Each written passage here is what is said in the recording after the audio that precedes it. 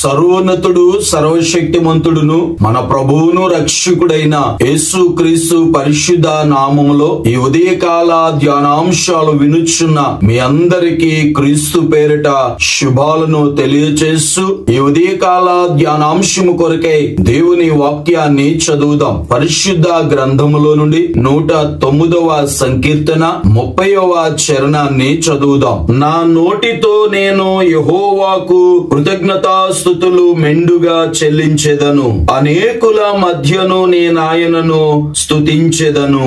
దావీదు చిన్నతనము నుండి ఎంతగానో దేవుణ్ణి స్తుతించినవాడు. దావీదు గొర్రెలు కాస్తున్నప్పుడే ఆ ఒంటరి స్థితిలో ఒంటరిగా అతడు పాటలు పాడుతూ కృతజ్ఞతాస్తుతులు చెల్లిస్తూ దేవునిని ఎంతగానో ఘనపరుస్తూ ఉండేవాడు. దావీదు ఎందుకు దేవునిని కీర్తించేవాడు, దేవునిని స్తుతించేవాడు అని ఆలోచిస్తే దావీదు యొక్క ఉద్దేశ్యము, నేను పాడుతున్న ప్రతి పాట, నేను స్తుతిస్తున్న నా స్తుతిని దేవుడు వింటున్నాడు.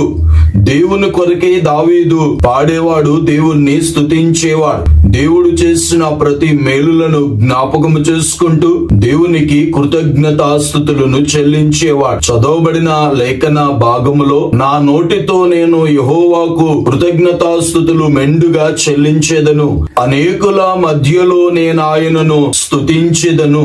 దావీదు ఎంతగానో దేవుణ్ణి స్తుతించాడు. దేవుణ్ణి స్తుతిస్తూ దేవునికి కృతజ్ఞతాస్తుతులు చెల్లించేవాడు. దావీదు నోటితోనే కాదు, దావీదు సితారా వాయించుచు హృదయపూర్వకముగా దేవుణ్ణి స్తుతించాడు. 103వ సంకీర్తనలో నా ప్రాణమా యెహోవాను సన్నుతించుము, ఆయన చేసిన ఉపకారములలో దేనిని మరొకము అని ఎంతగానో దేవుణ్ణి స్తుతించాడు. దేవునికి కృతజ్ఞత స్తుతులను చెల్లించాడు. ఈ ఉదయకాలము మరి దేవుడు చేసిన ప్రతి మేలును ఉపకారమును మనము జ్ఞాపకము చేసుకుని ఆయనను స్తుతించవలసిన వారమైనము. స్తుతి మన యొక్క స్థితిని మార్చివేస్తది. ఎవరైతే దేవునిని స్తుతిస్తారో శ్రమలలో, కష్టాలలో, బాధలలో, ఇబ్బందులలో దేవునిని స్తుతించటము ద్వారా అపవాదిని మనము జయించగలుగుతాం. యోబు జీవితంలో ఎన్ని శ్రమలున్నా ఆ శ్రమలను బట్టి కృంగిపోలేదు, కానీ యోబు దేవునిని స్తుతించాడు. స్తుతించటము ద్వారా అపవాదైన సాతానును యోబు జయించగలిగాడు. మరి సహోదరి సహోదరుడా, ఈ దినాన్న అపవాదైన సాతానును మనము ఎదిరించాలి అనంటే శ్రమలలో కృంగిపోకున్నట్లు, శ్రమలలో అధైర్యము చెందకున్నట్లు మనము దేవునిని స్తుతించాలి. దేవుణ్ణి ప్రార్థిస్తున్న మన జీవితాలలో ప్రార్థన కంటే పైగా మన స్తుతి ఉండాలి. ఎప్పుడైతే మనము స్తుతిస్తామో ప్రతి ఒక్క దుష్ట శక్తుల నుండి, ప్రతి పరిస్థితుల నుండి మనము విడుదలను పొందుతాం. పరిశుద్ధ గ్రంథములో నుండి సమూయేలు మొదటి పుస్తకము 16వ అధ్యాయము 23వ వచనాన్ని చదువుదాం. దేవుని యొద్ద నుండి దురాత్మ వచ్చి సౌలును పట్టినప్పుడల్లా దావీదు సితారా చేత పట్టుకుని వాయింపగా దురాత్మ అతనిని విడిచిపోయెను, అతడు సేదదీరి బాగాయెను.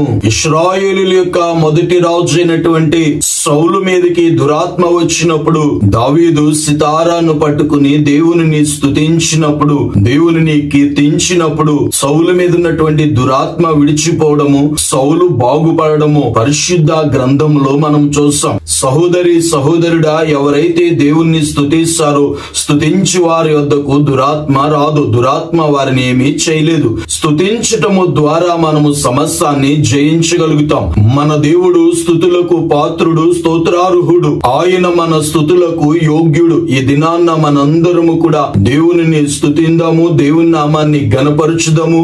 ఆయన నామాన్ని నిండు కృతజ్ఞతా స్తుతులతో ఎల్లప్పుడూ మనము దేవునిని స్తుతించాలి. దావీదు సకల ప్రాణులారా యెహోవాను స్తుతించుడి అని తెలియజేసినట్లుగా మనందరము కూడా దేవునిని స్తుతించాలి. స్తుతించటము ద్వారా మనము దేవునిని మహిమపరిచిన వారమవుతాం. పరిశుద్ధ గ్రంథములో నుండి 50వ సంకీర్తన 23వ చరణాన్ని చదువుదాం. స్తుతియాగము అర్పించువాడు నన్ను మహిమపరచుచున్నాడు, నేను వానికి దేవుని రక్షణ కనపరుచున్నట్లు వాడు మార్గము సిద్ధ సిద్ధపరచుకొనెను. స్తుతి యాగము అర్పించువాడు నన్ను మహిమపరుస్తున్నాడు. ఎవరైతే స్తుతిస్తారో వారు దేవునిని మహిమపరుస్తారు. స్తుతించటము ద్వారా దేవుడు రక్షణను మనకి కలగచేసి మన మార్గాలను ఆయన సరిచేసి ఆ నిత్య మార్గములోనికి దేవుడు మనల్ని నడిపిస్తాడు. మనందరము కూడా దేవునిని స్తుతించేవారుగా దావీదు వలె మెండుగా దేవునికి కృతజ్ఞతాస్తుతులు చెల్లిస్తూ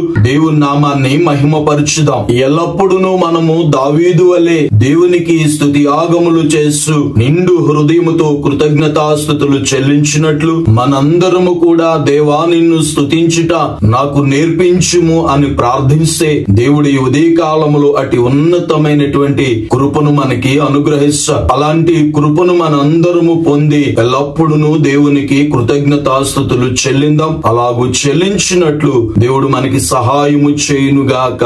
ఆమేన్. ప్రార్థన చేసుకుందాం. కృపా సత్య సంపూర్ణుడైన మా తండ్రి, మీకు వందనాలు, స్తుతులు, స్తోత్రాలు. మీ అపారమైన ప్రేమలో, కృపలో, దయలో ఈ ఉదయకాల ధ్యానాంశాలు వినుచున్న బిడ్డలందరినీ దీవించండి, ఆశీర్వదించండి, బలపరచండి. ఈ ఉదయకాలము వారికి కావలసిన ప్రతి అవసరతలలో మీరు సహాయము చేయమని ప్రార్థన చేస్తున్నాను. రక్షణ లేని వారికి రక్షణ, స్వస్థత లేని వారికి స్వస్థత, సమాధానం లేని వారికి సమాధానమును, ఆశీర్వాదం లేని వారికి ఆశీర్వాదాన్ని మీరు కలగచేయండి. ప్రతి ఒక్కరూ కూడా మిమ్ములను స్తుతించినట్లు, మీ నామమును మహిమపరచినట్లు మా జీవితాలలో అటు కృతజ్ఞతను కలిగి మేమందరము మిమ్ములను స్తుతించగలిగినట్లు అటు దైవకమైన కృపను మాకందరికి దయచేసి మీరే మేలు చేసి మహిమ పొందమని యేసు నామములో ఈ మనవులు అడుగుచున్నాను పరమ తండ్రి. ఆమేన్.